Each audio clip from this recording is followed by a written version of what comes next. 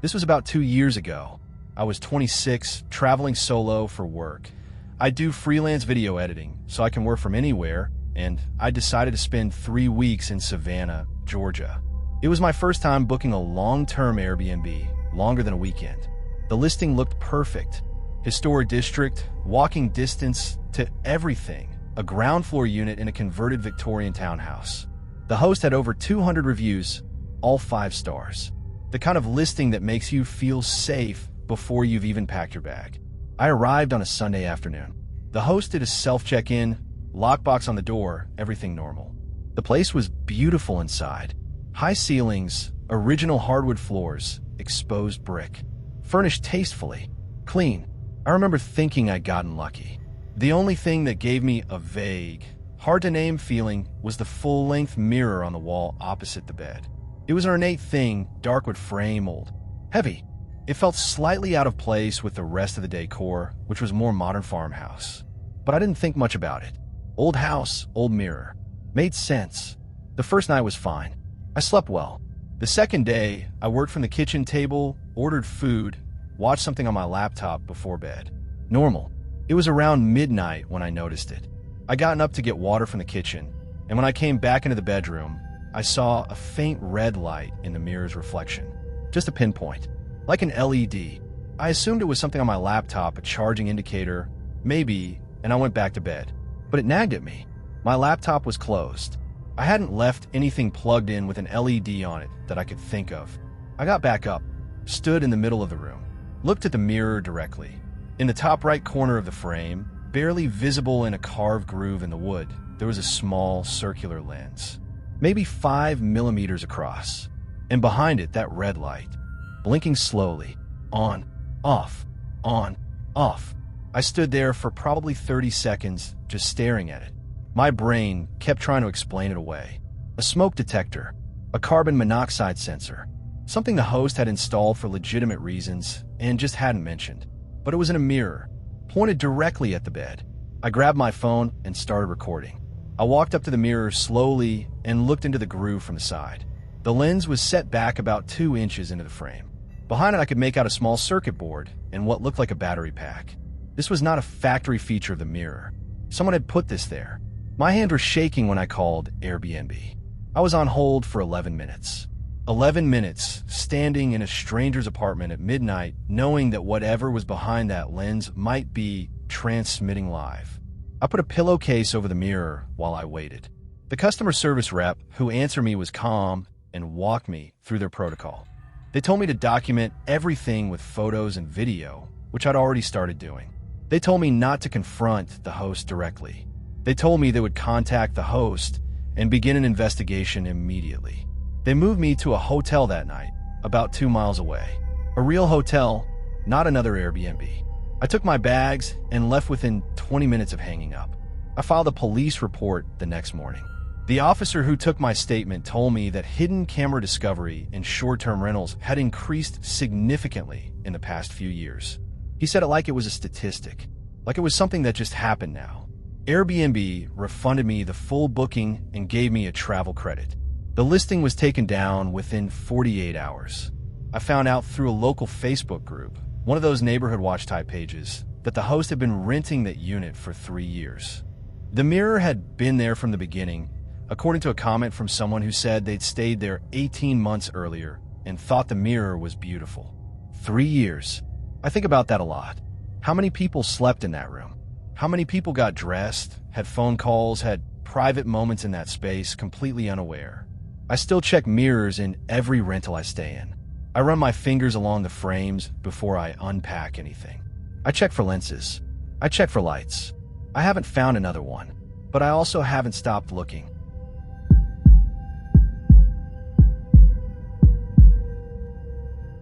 Someone had been living in the apartment while I was renting it. Not before me, not after me, during. While I was there, sleeping 10 feet away, someone else was using the back bedroom like it was their own. I didn't figure that out until the last morning. Until I opened a door I'd assumed was a closet for 5 days and found out it wasn't a closet at all. My sister and I booked an Airbnb in Chicago for a long weekend in November, her birthday trip. We wanted something with character, something downtown. We found a 2-bedroom unit on the 3rd floor of a graystone building in Lincoln Park. The listing showed a living room, a kitchen, 2 bedrooms, and what the photos described as additional storage. The host had good reviews. Response time was listed as within an hour. The price was reasonable for the location. We flew in on a Thursday evening. The host messaged us the door code and the unit number. Nobody met us in person. The unit was exactly as pictured: nice, clean, updated kitchen, comfortable furniture. The only thing slightly off was that one of the interior doors off the hallway between the 2 bedrooms had a deadbolt on it. A real deadbolt, keyed, not a privacy lock. I remember my sister pointing at it and saying that was weird, and then we both moved on because we were tired and hungry, and it was her birthday weekend. We assumed it was storage. Extra belongings the host kept locked up, which isn't uncommon. Plenty of hosts keep a locked closet for their own things. We didn't try to open it. We didn't think about it again. Friday and Saturday were fine. We did everything. Deep Dish, the Art Institute, a rooftop bar. We came back late both nights, slept in, used the kitchen in the mornings. The apartment felt comfortable. Felt like ours. Saturday night, around 2 a.m., I woke up to use the bathroom. The hallway was dark. I padded out of my bedroom, half asleep, and as I passed the locked door, I stopped. There was a light underneath it. A thin yellow line of light at the floor. Someone had a light on in there. I stood in the hallway and stared at it.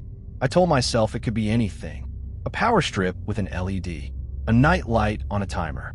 My brain was doing that thing where it builds a ladder of reasonable explanations and climbs up fast because the alternative is too large to look at directly. Then I heard something shift.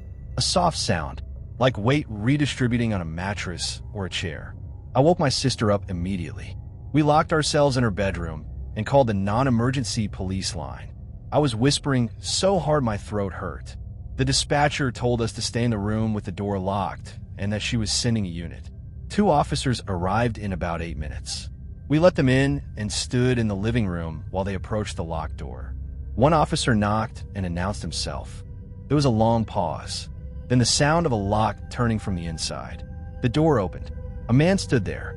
He was in his 50s, wearing a t-shirt and sweatpants, squinting against the hallway light. He looked confused and irritated, like someone woken from a deep sleep. He looked, in every way, like someone who lived there. Because he did. It came out in pieces over the next hour. The man was a subletter. He'd been renting that back room from the property owner for over a year. The room had its own entrance, technically, through a door in the kitchen that we'd assumed led to a utility area and hadn't opened. The Airbnb host, who was not the property owner, but a tenant themselves, had listed the unit without disclosing that the back room was occupied. The subletter had known guests were coming. He said he'd been told we wouldn't be there past midnight. He said this had happened before. He said he was sorry. He said it happened before. The host was unreachable that night. They eventually responded to Airbnb the next day with an explanation that the room was a private space clearly marked on the listing. It was not clearly marked on the listing. The photos showed it as storage.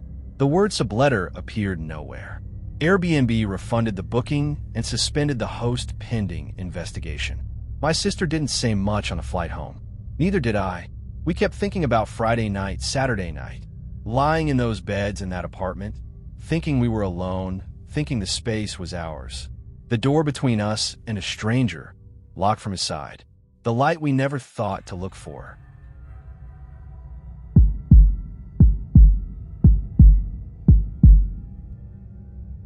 He was already inside when we arrived. He said he was there to do a quick walkthrough before handing over the keys. He said it would only take 5 minutes. He kept saying that. 5 minutes. 5 minutes. He was still there 2 hours later. This was 4 years ago. My boyfriend at the time, I'll call him Derek, and I had booked a cabin in the Smoky Mountains for a 4-day trip. Fall foliage season, private driveway, hot tub on the deck, mountain views. The host had about 60 reviews, mostly positive, with a few that mentioned he was, quote, very hands-on, but meant well. We didn't read that carefully enough. The cabin was about 40 minutes outside of Gatlinburg, up a winding private road. No cell service once you turn off the main highway. The listing mentioned this, described it as a feature, a true digital detox experience. We thought that sounded perfect. We arrived around 4 in the afternoon on a Saturday. The host truck was parked in the driveway. He introduced himself immediately, came off the porch with a big handshake, very friendly, very warm. Said he wanted to walk us through the cabin personally, show us how the hot tub worked, where the firewood was, how the generator worked if the power went out. All of it reasonable. All of it normal for a rural cabin rental. But he didn't leave. He showed us the hot tub. Then he sat on the deck and kept talking. He showed us the fireplace. Then he sat on the couch and kept talking. He showed us the kitchen, opened cabinets, pointed out where things were. Derek and I kept exchanging glances. The kind of glances that say, "Are you seeing this?" without saying anything out loud. He asked where we were from. He asked what we did for work. He asked if we were married. He asked if we were planning to have kids. Each question delivered with a big smile, totally comfortable, like he was a family friend we hadn't seen in a while. An hour in, I said we were tired from the drive and we're going to get settled. He nodded and said, of course, just let me show you one more thing. He showed us the back bedroom. Then he sat on the edge of the bed we were going to be sleeping in, and kept talking. Derek finally said it directly. He said, "Hey man, we really appreciate the tour, but we're going to need some time to ourselves now." The host looked at Derek for a long moment. Just looked at him. The smile didn't drop, but something behind it shifted in a way that was hard to describe, like a light changing behind a window. He said, Sure, no problem. Stood up, walked to the front door slowly. Then he stopped with his hand on the door frame and turned back and said, "Just so you know, the road up here gets real dark at night. Real dark. No streetlights, nothing. Sometimes people get turned around if they try to go out after dark. I'd recommend just staying in." He said it pleasantly, completely pleasantly. Then he left. We heard his truck start. We heard it go down the driveway. Then we looked at each other, and without saying a word, we both started checking the locks. The front door had a deadbolt. Good. The back door had a deadbolt. Good. The windows all latched. Good. Then Derek checked the bedroom closet and found a door in the back of it. A narrow door, low, like an access panel. It had a latch on our side. He latched it. We put a suitcase in front of it. We didn't use the hot tub that night. We didn't build a fire.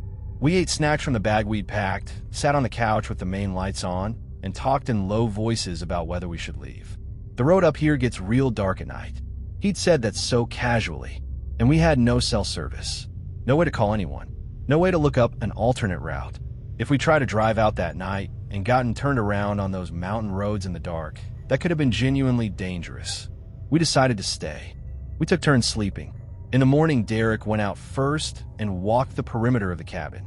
He came back inside and sat down and didn't say anything for a second. Then he said there were fresh boot prints in the mud around the side of the cabin, near the bedroom window. The mud was soft from rain the day before. The prints were clear. Someone had stood at that window, and the depth of the impression in the soil suggested they'd been there for a while. Standing still, the prints faced the window. We left within 20 minutes, threw everything in the car, and drove down that road fast without looking back. We reported it to Airbnb with photos of the boot prints. The host responded to Airbnb's inquiry and said the prints were likely his own from when he checked the cabin's exterior a few days before our arrival. Airbnb sided with the host, said there was no conclusive evidence of wrongdoing. They offered us a partial refund for the nights we hadn't stayed. I left a detailed review. It was the first negative review on his listing. Within 2 weeks, 4 more negative reviews appeared from other guests. 2 of them mentioned him staying too long during check-in. One mentioned he had shown up unannounced on the second day of their stay with, quote, a question about the hot tub. The listing is still up. I checked last month. It still has a 4.8 rating.